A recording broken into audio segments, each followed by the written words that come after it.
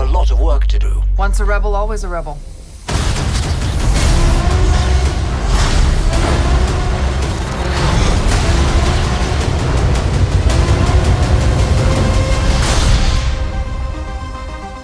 I think we've also gotten a lot of bad Star Wars TV shows. The mixed bag, to say the least. But, shows like The Book of Boba Fett. Get up! Obi-Wan Kenobi.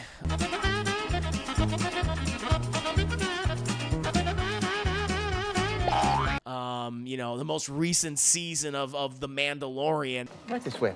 We'll just be a moment. Enjoy your meal. Don't get up. We have a problem. I think have all been pretty disappointing. Hello, and thank you for checking out the video. I just want to let you know that I not only create content on my YouTube channel, Class in the Glass, but I'm also on Twitch, where I review movies, cartoons, and TV shows live, while also playing single-player games and multiplayer games. I also have a Patreon where subscribers have access to hundreds of video and audio commentaries for films and cartoons, as well as podcasts and videocasts. In the meantime, thank you again for watching. Enjoy the video. I want to go ahead, I want to move on to the next part of my show, and that is my review for the latest Disney Plus series Ahsoka, episodes 1 and 2. And for those that don't know the general plot, the synopsis: after the fall of the Galactic Empire, former Jedi Knight Ahsoka Tano investigates the rumored return of the Empire's greatest military leader, Grand Admiral Thrawn. Before jumping into these first two episodes, I did want to talk about both the state of Star Wars television shows and just my thoughts on the Ahsoka character. I think it's probably kind to say that Star Wars television has been quite mixed for a very long time. It's like, yes, we have gotten some great shows that I've praised, a lot of you guys have praised, certainly with, Andor, which I still think is the best of the live action Star Wars shows. I did enjoy the first two seasons of The Mandalorian, despite some flaws.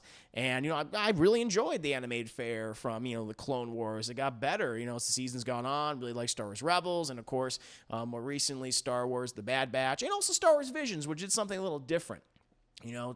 Smaller stories where they can play around with the Star Wars license with different animation, different aesthetics. Always liked it for that. But I think we've also gotten a lot of bad Star Wars TV shows. The mixed bag, to say the least. But shows like The Book of Boba Fett. Get up! Obi-Wan Kenobi.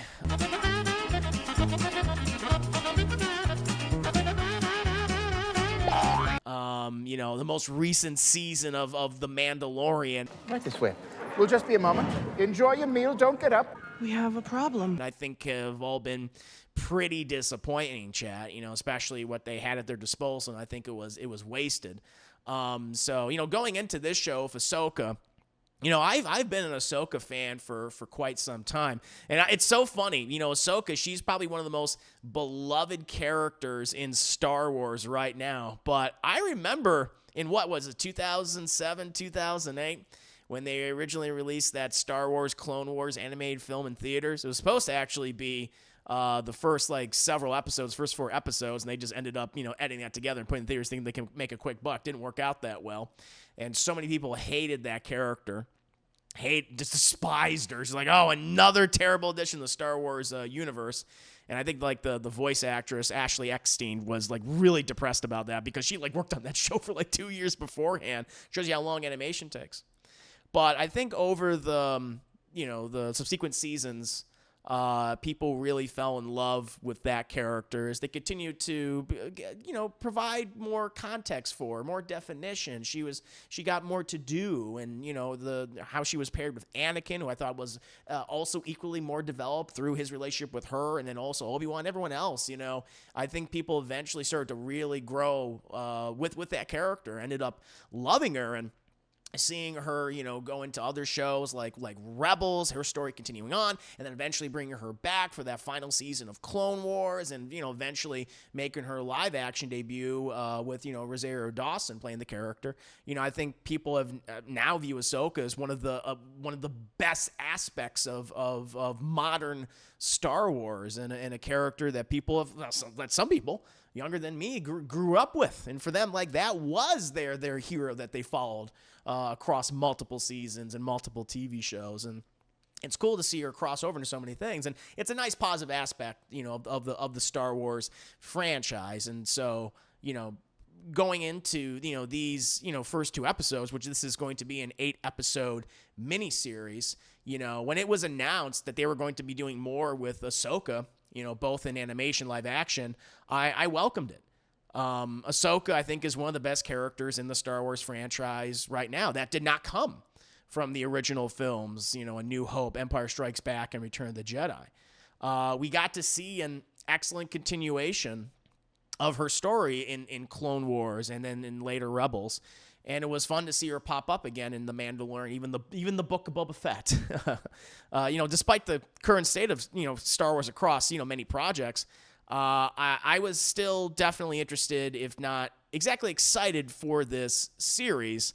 Also, again, just seeing a live action Admiral Thrawn was going to get me to watch anyway, no matter what, since I love that character. I grew up with that character. In the early 2000s when I read those original books by Timothy Zahn and also the duology. I was wondering what the focus would be and if it would be heavily tied to past Star Wars projects. And listen, even though I did enjoy these first 2 episodes, despite having some criticisms of them, which I'm going to go into detail in a little bit, I have to say that the start of this series is pretty much Rebels Season 5. And for those who are not familiar with that series in any capacity, the characters and the stories will probably feel very confused and outright lost watching this show. Did you see it? It's so beautiful. It's very much inside Star Wars baseball. Now, I've watched all of Rebels, I've watched all of Star Wars, The Clone Wars, and I know the ins and outs of those shows. So going into this, I had the knowledge of who, what, where, when, and why, but I cannot imagine people with no knowledge of those other shows having any idea of what's actually going on. And I think that's going to be a problem going forward. And for people just wanting to check out, like, oh, what's the next live action Star Wars TV show on Disney Plus? And them going like, what? Who is what? What? People are going to be very confused by this, especially when you even are aware that there was a show called Rebels and that there were other characters in that show. Like, you've never heard of their names. Outside of, you don't know anything about that, this is going to be rough, I think, for a lot of people. To a degree, it kind of reminds me of HBO's Watchmen, which, again, for those that don't know, the HBO Watchmen TV series, which I quite enjoyed, it was a 9-episode miniseries. It was not a sequel to, like, Zack Snyder's Watchmen. It was a sequel to the original comic, to the graphic novel. That's what it was a sequel to. And I don't know if there were other things like that before, but the idea of we're going to tell a sequel to something in a completely different medium, that's kind of interesting to me. That's I think that's very rare, and where and again, to a degree, like, I love that show, but I am wondering, it's like, people never read the original Watchmen, and certainly if they didn't watch the original Zack Snyder film, would they be lost? And I'm thinking, I guess they would be. I wasn't actually sure about that, because it was such a radical choice to do that. And to a degree, I feel like Ahsoka is doing that as well, where it's like, okay, you told all these stories of, like, with this character and other characters, like, in a whole different medium of animation, and now here you go, we're doing, like, almost like a sequel series to those animated shows. It's a very out there idea. And I again, for people that are familiar with that content, I think they'll get on board with this. People are not. I think they're going to be really lost. What's going on? But that's just me. To get more specific, I do want to start out positively. I think the start of the series is quite good. Not only do we get a nice action-adventure sequence with Ahsoka that feels reminiscent of Raiders of the Lost Ark, in which she's trying to find this MacGuffin, basically, which will then lead her to, possibly finding Grand Admiral Thrawn. But we're also introduced to, two of the show's villains, of Baylan Skoll, that's a villainous name for you, ass, and Shin Hati, who are played by, sadly, the late, great Ray Stevenson, chap. I think does a terrific job in the first episodes that he's in. And Ivana Sakno, I think that's how you say her name. They're pretty much these Jedi mercenaries with loyalty to only themselves and their thirst for unlimited power. That's what they want most of all. And they end up freeing a character from The Mandalorian Season 2, Morgan Elsbeth, who also has connections to Grand Admiral Thrawn. We also have characters from Rebels who appear both in main and supporting roles. It was rumored for quite some time, is Mary Elizabeth Winstead actually going to be playing Hera Syndulla, and she is. She's playing General Hera Syndulla, who is a lead character from the Star Wars Rebels TV series. And I think she's solid, for what she's given. Here she feels like a very kind of, because of her leadership position, she feels like a very kind of no-nonsense, stoic character. And to be fair, she was certainly that way, I to a degree, in the original show. I feel like she was almost had like a bit of a softer side to her, almost like a maternal side to her, which I found kind of quite appealing. She's almost like the den mother, if you will, of the Ghost crew, kind of wrangling all the different personalities and things. And here we don't really see her in that. Because I guess she's just not in that same environment anymore. So it was just her basically a lot of the times providing exposition. But then later on, like in episode 2, her and Ahsoka have a more intimate conversation. It was like, oh, and then we kind of see more of that Rebels version of the character like coming out. But again, for people that are familiar with this character, like people are going to be like, who's she? What's going on? What's going on? It's a little confusing. We also have Natasha Liu Bordizzo. I think that's how you say her name. Apologies if I'm mispronouncing her name. And she plays the live-action version of Sabine Wren, who is a Mandalorian warrior, a rebel, a artist, and we learn here the former Jedi apprentice of Ahsoka Tano. And I think Bordizzo so far does a good job. We were following Wren after the events of Rebels, and where she is, certainly, she was a serious character, but, there was, when she was a kid, she had more of a fun side. Here, again, she's a little more stoic than I expected, though she's still dealing with trauma and tragedy over the past events of that previous series, and so she's a little more, isolated. She's purposely isolating herself. She doesn't want to interact with people, so she's not at her best, and, there's, as we learn, there's apparently a lot of resentment between her and Ahsoka over something that happened between them several years ago. I still liked her interactions with Rosario Dawson and, Hera Syndulla to a degree, Mary Elizabeth Winstead, for what they were able to show. I still want to see, more of her. Again, it's so much of this is clearly just right now focused on Ahsoka and kind of, reintroducing her, I think, not only to people who are familiar with her, but then just the Star Wars fan base, but people who are just no idea who she is in general. But by episode 2, it's clear that this is going to be their adventure, their journey together. And so I'm hoping that we're going to get some more interactions between them. I believe we'll probably get more interactions with them. Most definitely. And again, listen, even though I like seeing these characters in live action, seeing their stories continue on, I do wonder if there's enough development for them, for audiences to get a sense of just who they are and what their relationships are with Ahsoka. It's for me, I can I get it. It's just, it's picking up right after the events of Rebels, season 4 and everything. And I already get a sense of what's happened. But for people that don't, I think it's going to be really confusing. Also, there's some other supporting characters in it. David Tennant, this is funny.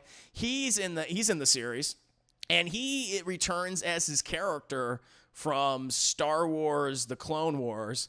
I think his name is Hu Yang, and he's this droid that like assisted like Jedi Padawans in their training. He was like a lightsaber maker, and he was like a recurring character.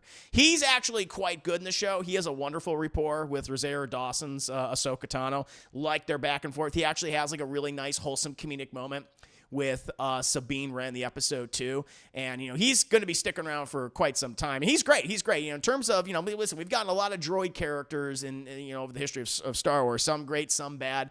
But right now, I'm really enjoying his presence. He's not just like a straight up comic relief, like goofy character. He's not like, straight up just annoying like, C-3PO, nor is he nearly psychotic like K2SO. He feels very much like himself. He feels like, very wise. He's wise, but he's a little sarcastic, and he'll tell you what he's thinking despite being a droid.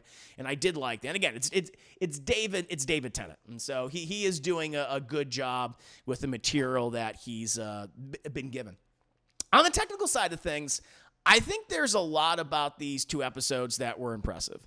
While I'm not a fan of the volume, and I much rather they film on location for a lot of these shows and these movies, the multiple location ships and sets we see do have a lot of personality in these first 2 episodes. And it also reveals a lot of different sides of the galaxy. We're not going to Tatooine over and over and over again. We're going to locations that we might have seen in Star Wars Rebels or Clone Wars, but also some new worlds that we've never seen in live action before. So that was cool. I definitely appreciate that. And where, certainly the volume was distracting in some shows, certainly like early Mandalorian and like the Book of Boba Fett and most definitely Obi-Wan Kenobi. Here, it didn't. This is probably the best it's ever looked in a Star Wars show.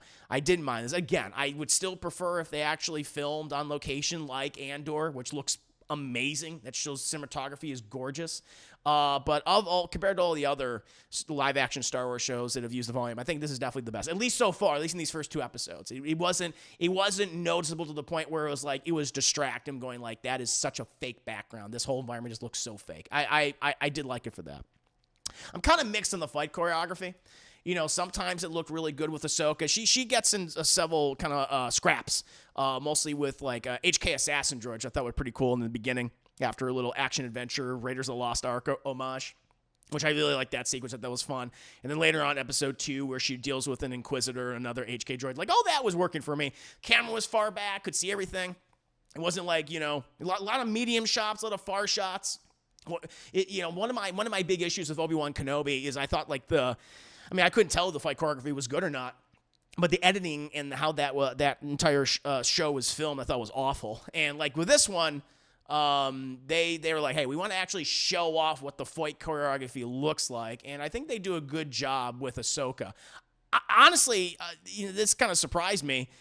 It's not always very consistent. We have another sequence towards the end of episode 1 of Ahsoka with Sabine Wren. And I don't know, I couldn't tell if it was the choreography or the editing or maybe a combination of both, but the camera was so close to the 2 people that were battling each other, with Sabine Wren. And I really didn't care for how that whole sequence was filmed in any capacity. It looked really, really weird.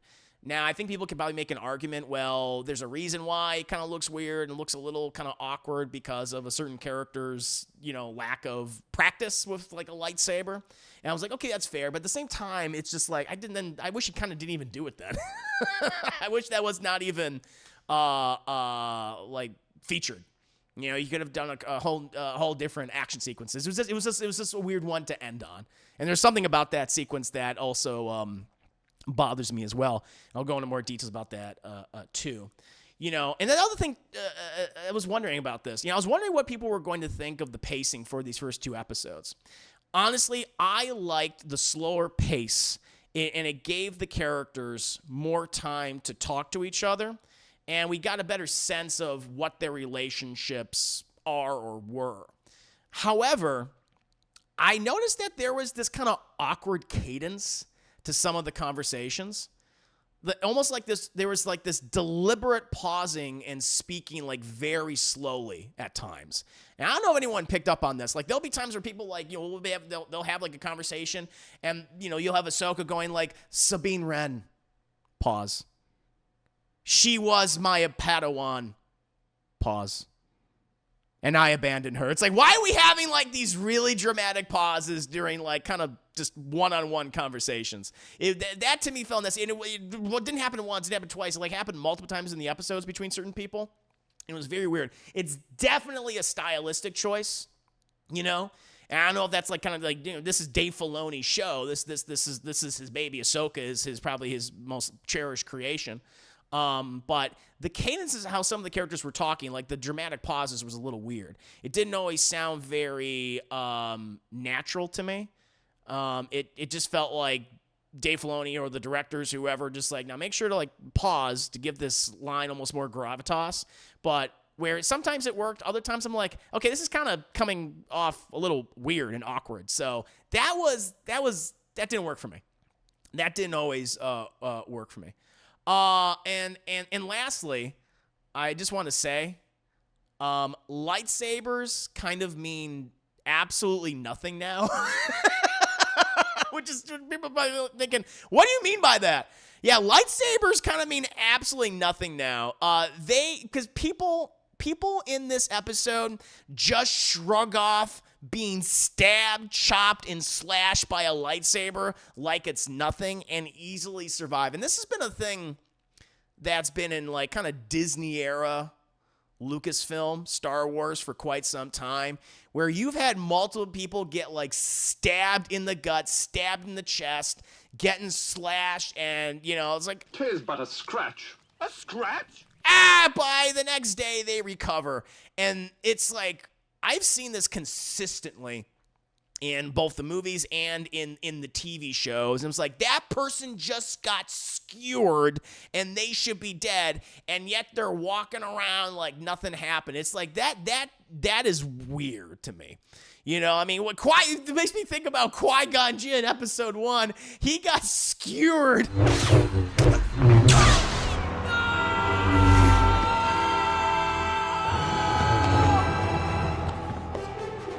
by Darth Maul. Like the blade went completely through him. He's like, and he dies.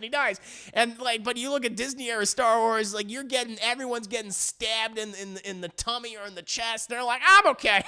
I'm good for like, you know, 2 days. And, you know, maybe if I don't get to a bacta tank in 2 days, I'll keel over, but I can make it. So that's kind of weird, you know, and it takes away, I think, from the threat of what a lightsaber can do. Because as cool as a lightsaber is like horrifying as a weapon.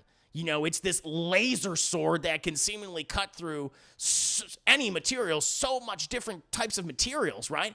You know, it can cut off your limbs, it can cut off your legs, it can stab you, it can cut off your head, it can cut through steel, you know. And now we're skewering people in the show and in these movies, they're like, I'm okay. And I wonder if it's almost like Disney going like, hey, listen, we know that lightsabers have done this in the past, but we don't want to make them too scary. You know, we want to make lightsabers fun. So when like someone gets stabbed in the tummy or the chest or have their limbs cut off, just say they're okay. Just say they're okay. It's fine. And so it's weird. It's a weird thing that I've noticed consistently in a lot of recent Star Wars content, and I don't really like it because I think it takes away from the threat of a lightsaber and the consequences of using one and also having to go up against someone who uses a lightsaber in combat. And now at this point, it's like if someone gets sliced by a lightsaber, someone gets stabbed by a lightsaber, be like, they're fine. Just a flesh wound. And that's not good, because especially when you end an episode in such a way where it's like, oh no, that person died, and no, they're fine. they're fine. So that's kind of weird to me. And this point after Ahsoka episodes 1 and 2, you got to stop doing that now. That's getting really, really annoying. Because now you show a character get stabbed and they die instantly. It's just like, what? It's so inconsistent. And so it just feels, really it comes down to just characters having plot armor for no reason. They just have plot armor. And it's just like, why? It's just, because we need them for the next scene. And it's like, that's boring. To me, that's bad. That's bad screenwriting. That's really bad screenwriting. And so I wish they did not include in this show, as they have done in the past, as they have done Obi-Wan Kenobi, as they have done in the more recent Star Wars films, because it's taken away from the dramatic impact that a lightsaber can have in these scenes. That's what happens here. Going forward, I'm still interested in Ahsoka, and I'm very curious the role that Grand Admiral Thrawn will play in all of this, since so much of the show is focused on finding him and Ezra Bridger, who's a character from Star Wars Rebels. I don't think this will be for everyone. I can say that with confidence that I don't think this show will be for everyone. But fans of the Ahsoka character and the animated shows of Clone Wars and Star Wars Rebels will probably get a lot out of this series, because it is a natural continuation of those two shows. And if you grew up watching those shows, or if you watched them recently, then you'll be caught up. You'll be like, oh, yep, I know all this and how that connects to point A, point B, and point C. But again, if you have not watched those shows, if you aren't even aware of who Hera Syndulla is, or Sabine Wren is, or even who Grand Admiral Thrawn is, I think you're going to be really confused. What's going on? And so I'm saying that as someone who has watched all this content and knows this. But yeah, it's gonna be weird. I mean, I'm very curious to see what the reactions are going to be to the show from people kind of outside of that very specific niche within the Star Wars franchise. One more thing. Oh, and before I finish up, I got to say, I was a huge fan of the music in these first two episodes. I think this show has some of the best of any of the Disney Lucasfilm era just shows and music in so far. Like, the music here is so good. The Kevin Kiner, I think that's how you say his name.